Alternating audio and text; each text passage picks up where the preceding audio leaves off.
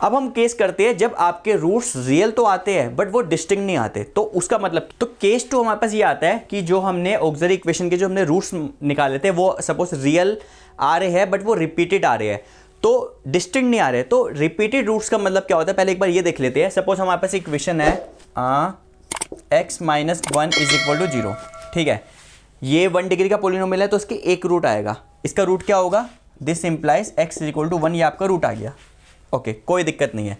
Suppose मेरे पास ये है x - 1² = 0। अब ये सेकंड डिग्री का पॉलिनोमियल बनेगा तो उसके 2 रूट्स आने चाहिए, तो उसके 2 रूट्स क्या हो गया वो निकाल कर देखते हैं। इसको हम ऐसे लिख सकते हैं x - 1 × x - 1 = 0, तो दिस इंप्लाइज x = अगर 2 फैक्टर बन गए, इस वाले फैक्टर को मैं 0 के इक्वल पुट करता हूँ तो कितना आएगा, x = 1। इसको मैं 0 के इक्वल पुट करूँगा तो कितना आएगा, दोबारा x = 1। क्योंकि ये 2 डिग्री का पॉलिनोमियल है, यहाँ पर 2 रूट्स आने ही आने हैं। ऐसा हो सकता है वो दोनों रूट सेम आ जाए, तो इस केस को हम बोलते हैं रिपीटेड रूट्स। Repeated roots.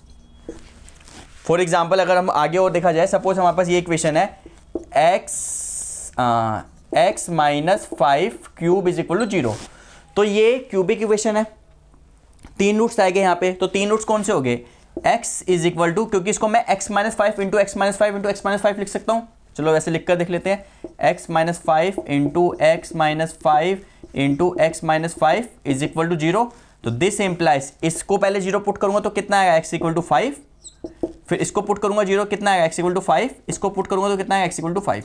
तो इसके कितने रूट्स है, इसके एग्जैक्टली 3 रूट्स है, तीनों रूट्स 5 है, तो इस केस को हम रिपीटेड रूट्स बोलते हैं, ठीक है। तो हो सकता है कि आपके रूट्स आए बट वो सेम रूट आए, तो इसको हम ये नहीं बोलेंगे इसके खाली 5 रूट है, नहीं, इसके 5 रूट है, 5 रूट है एंड 5 रूट है। इसके 3 रूट्स है और तीनों रूट्स की वैल्यू 5 है, तो क्योंकि ये क्यूबिक है तो इसके 3 रूट्स होने चाहिए, ठीक है। तो अभी जो हमने जो केस पढ़ा था, जो हमने ऑक्सिलरी इक्वेशन बनाई थी, तो उसके हमने रूट्स बनाए थे m1 m2 mn, इसके रूट्स थे, वो सारे के सारे रियल नंबर थे और डिस्टिंक्ट थे, सब अलग अलग थे। अब अगर मान लो ऐसा आए कि ऑक्सिलरी इक्वेशन आए, उसके रूट्स रियल नंबर तो आए बट उसके रिपीटेड आ जाए, मतलब इस ऐसा वाला केस आ जाए, तो उस केस में इसको सोल्यूशन कैसे लिखना है वो हम एक बार देख लेते हैं। तो देखते हैं, सपोज आपके पास ये इक्वेशन दी गई है, एक लीनियर डिफरेंशियल इक्वेशन है, वो होमोजीनियस है, 0 है। आपने इसकी ऑक्सिलरी इक्वेशन लिखी fm = 0, आपने ऑक्सिलरी इक्वेशन लिख दी, ठीक है। आपने इसके रूट्स निकाल दिए। रूट्स निकालने के बाद ये n डिग्री का अगर पॉलिनोमियल बनेगा तो उसके एग्जैक्टली n रूट्स हो गए। तो ऐसा भी तो हो सकता है कि कोई एक रूट 2 बार रिपीट हो, या कोई एक रूट 3 बार रिपीट हो और बाकी के जो रूट्स हो गए वो डिस्टिंक्ट आ जाए। मान लो कि एक 4 डिग्री का पॉलिनोमियल बना, तो 4 डिग्री के 4 रूट्स मिलेंगे आपको। ऐसा हो सकता है ना, कोई एक रूट 2 बार रिपीट हो जाए और बाकी के बचे हुए 2 रूट रियल और डिस्टिंक्ट आए। ऐसा भी हो सकता है कोई एक रूट 3 बार रिपीट हो जाए, बाकी का एक रूट डिस्टिंक्ट आए। तो उस केस में क्या करना है हमें, पहले देख लो, सपोज मान लो इसके जो हमने रूट्स आए वो हमारे ये आए m1 m1, 2 रूट्स तो हमें आपके m1 आ गए, बाकी के m2 m3 mn ये आपके रियल और डिस्टिंक्ट आ गए। तो इस केस में इसका जो सोल्यूशन लिखेंगे, सोल्यूशन क्या होगा, देखो इसका एक पैटर्न बनेगा। इस पैटर्न को एक बार ध्यान से देखना, पैटर्न क्या बनेगा इसका, yx = c1। देखो ये m1 m2 जो रूट्स है ये आपके सेम है ना, पहले इसका ट्रीटमेंट कर लो। क्या करना है आपको, c1 + x लिख दो अपने आप से लिखना है x, c2 e m1x, ठीक है। आपने इसका ट्रीटमेंट कर दिया यहाँ पे। अब बाकी के जो रूट्स है वो तो रियल और डिस्टिंक्ट है, उसका ट्रीटमेंट तो करना आता है। तो क्या करना है इसको, प्लस ये m2 से लेकर mn तक जितने रूट्स है ये सारे के सारे रियल और डिस्टिंक्ट है। तो क्या करोगे, यहाँ पे c1 c2 तो यूज़ कर चुके हो ना, अब c3 लिख लो, c3e m2x plus c4 e m3x, next root लिख दो m3x प्लस ...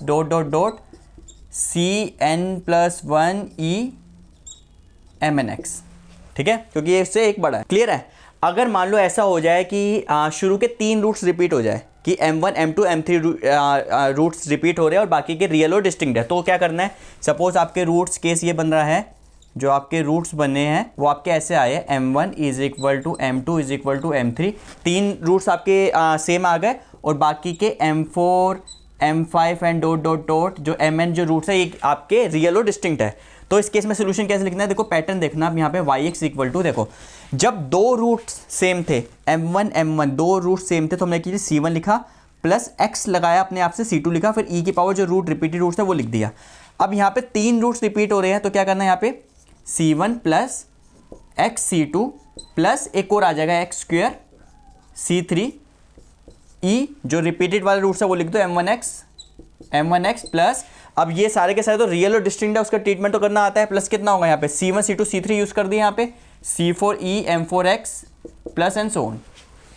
इसका जैसे ट्रीटमेंट करते हो वैसे करना है। मतलब कि अगर आपके पास 3 रूट्स रिपीट हो रहे हैं तो C1 plus C2X plus C3, देखो पैटर्न क्या बन रहा है, अगर आपके 2 रूट रिपीट हो रहे हैं तो C1 और C2 तक जाना है, X एक बात से यहाँ से स्टार्ट होगा और E की पावर जो रिपीटेड रूट्स है वो लिख देना है। अगर आपके 3 रूट्स है तो C1 C2 C3 तीन क्वेश्चन यूज हो गए C1 C2 और C3, और X आपको नेक्स्ट से स्टार्ट होता है तो C1 plus C2X plus C3X square E M1X।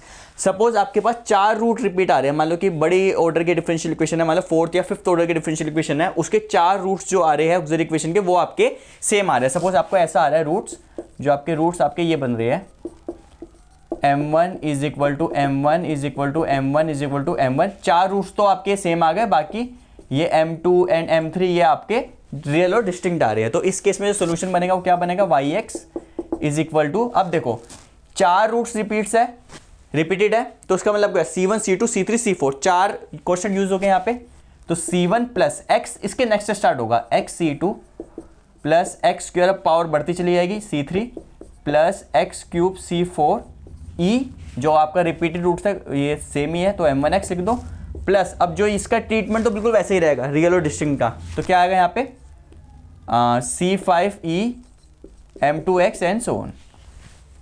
ठीक है, एक और कर लेते हैं। सपोज आपके पास 5 रूट रिपीट हो रहे हैं तो मतलब पैटर्न तो वैसा ही बन रहा है। अब हम इसका क्वेश्चन करने से पहले एक जनरल फॉर्म लिख देते हैं यहाँ पे, मैं इसको यहाँ पे हटा देता हूँ।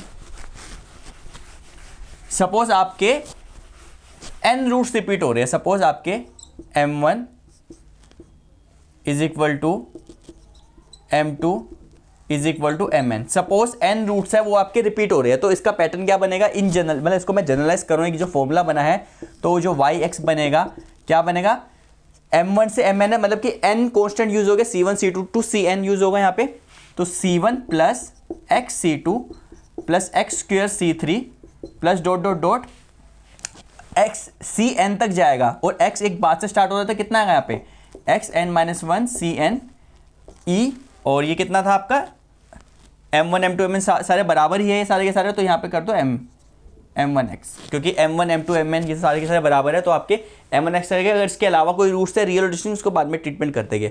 मतलब पैटर्न क्या बन रहा है आपका कि अगर सपोज आपके 4 रूट्स रिपीट हो रहे हैं तो आपको C1 C2 C3 C4 4 question use करने हैं। C1 से स्टार्ट करो, x आपको नेक्स्ट वाले से स्टार्ट करना है, लगाना है, ठीक है। फिर नेक्स्ट वाले C3 में x स्क्वायर एक पावर बढ़ा देनी है, उसमें एक पावर और बढ़ा देनी है, तो ऐसे आपके 5 रूट रिपीट हो 6 रूट रिपीट हो वो हम कर सकते हैं। अब हम इसका एक प्रैक्टिकल क्वेश्चंस करते हैं कि इसको हमें इंप्लीमेंट कैसे करना है। तो सपोज हमारे पास ये क्वेश्चन है d-4 square y is equal to 0, तो हमें इसको करना है। देखो करने का तरीका बिल्कुल सेम है, ऑक्सिलरी इक्वेशन तक तो और रूट्स निकालने तक तो सबका सेम ही ट्रीटमेंट है, ठीक है। तो उसका सोल्यूशन लिखते हैं। सबसे पहले स्टेप में क्या करेंगे, step one we will write the auxiliary equation, auxiliary equation. इसके ऑक्सिलरी इक्वेशन क्या होगी, इस y को हटा देना है, d की जगह इनपुट करना है, तो कितना होगा यहाँ पे m-4 whole square is equal to 0।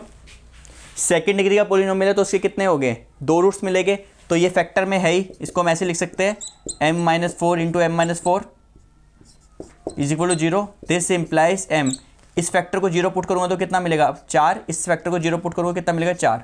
तो रूट्स जो है आपके रियल है एंड रिपीटेड है। रूट्स जो है आपके ये आपको लिखना पड़ेगा, मेंशन करना पड़ेगा, क्योंकि रियल और डिस्टिंक्ट होते हैं तो ट्रीटमेंट सॉल्यूशन अलग आता है, रियल और रिपीटेड आ रहा है तो उसका सॉल्यूशन अलग आएगा। तो रियल एंड रिपीटेड है,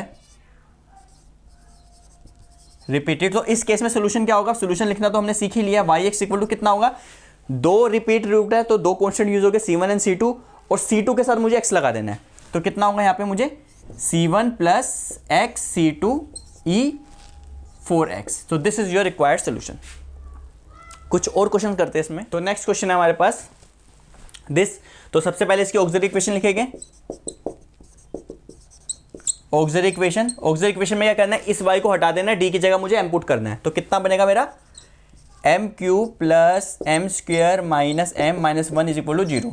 अब मुझे इसका रूट निकालना है, तो देखो रूट निकालने के लिए हम क्या करेंगे, जब क्यूबिक इक्वेशन आ रही है और कुछ कॉमन नहीं आ रहा तो हम इसको हिट एंड ट्रायल से एक रूट निकालेंगे, फिर उसके फैक्टर से उसको डिवाइड करेंगे, जैसे हम 8 क्लास में हम लॉन्ग डिवीजन से कर देते हैं, हम बिल्कुल वैसे ही करेंगे।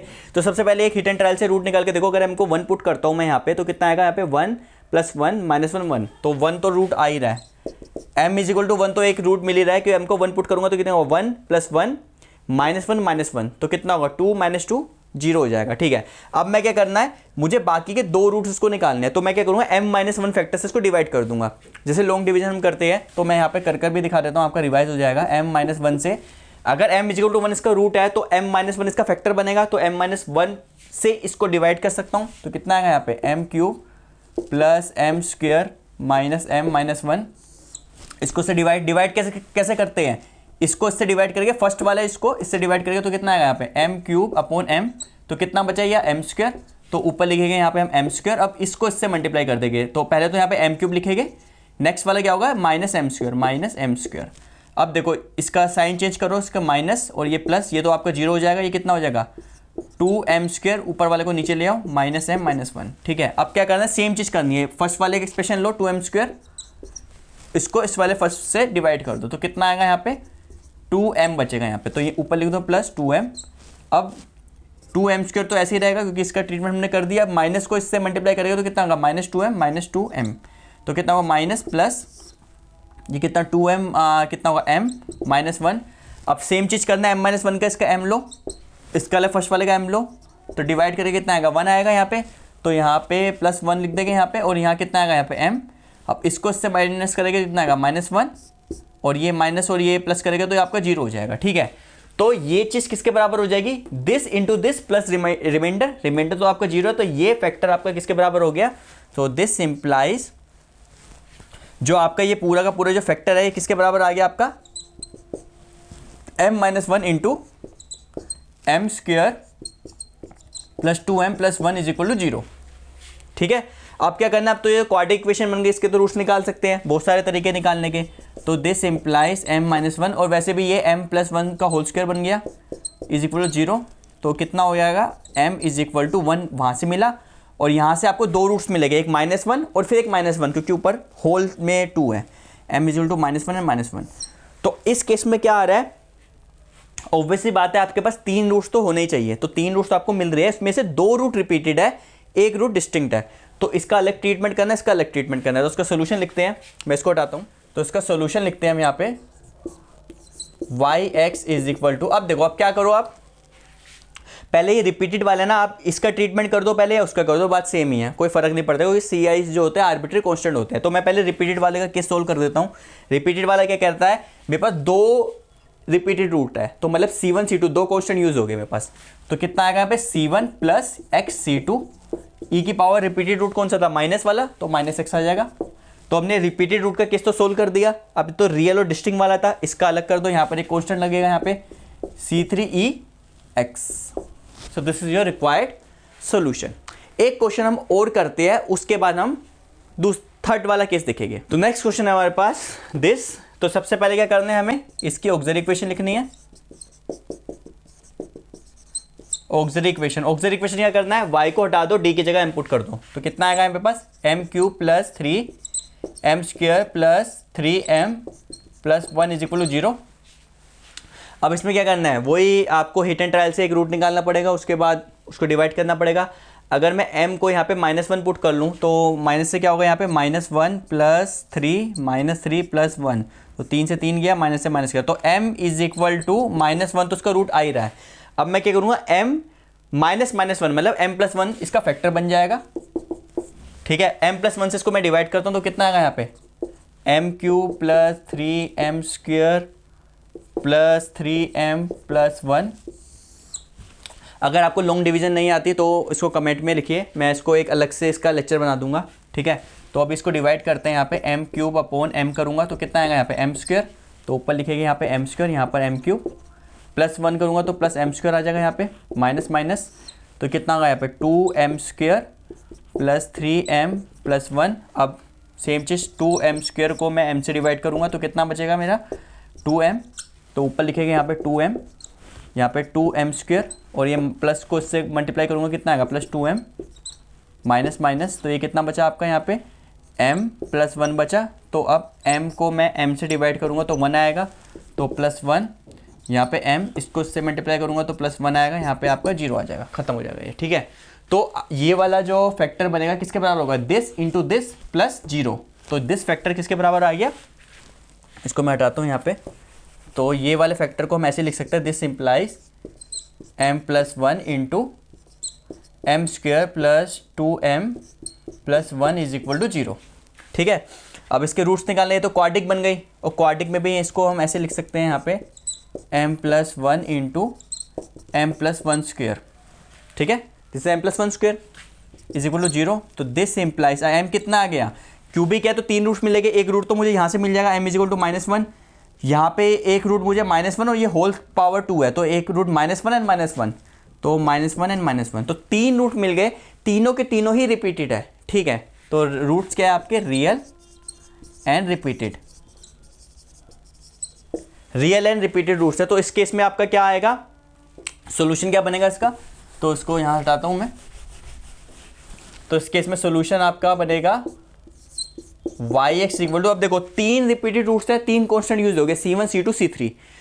तो यहाँ पे हम c1 से स्टार्ट करते हैं, c1 प्लस, अब नेक्स्ट कॉन्स्टेंट से हमें x लगा देना है, x c2 प्लस उसके नेक्स्ट क्वेश्चन में x की पावर बढ़ा देनी है, x स्क्वायर c3 ई रूट कितना था, minus x। So this is your required solution, ठीक है। तो अभी तक हमने देखा रूट्स अगर आपके रियल और डिस्टिंक्ट है, सॉल्यूशन देख लिया कैसे निकालते हैं। रूट्स अगर आपके रियल और रिपीटेड है तो भी हमने देख लिया, उसकी कॉम्बिनेशन में भी देख लिया कि इससे पहले वाले क्वेश्चन में क्या था, कुछ रूट्स आपके रिपीटेड थे और कुछ रूट्स आपके रियल और डिस्टिंक्ट थे। अब हमें देखना है कि अगर रूट्स आपके कॉम्प्लेक्स आ गए तो क्या करना है।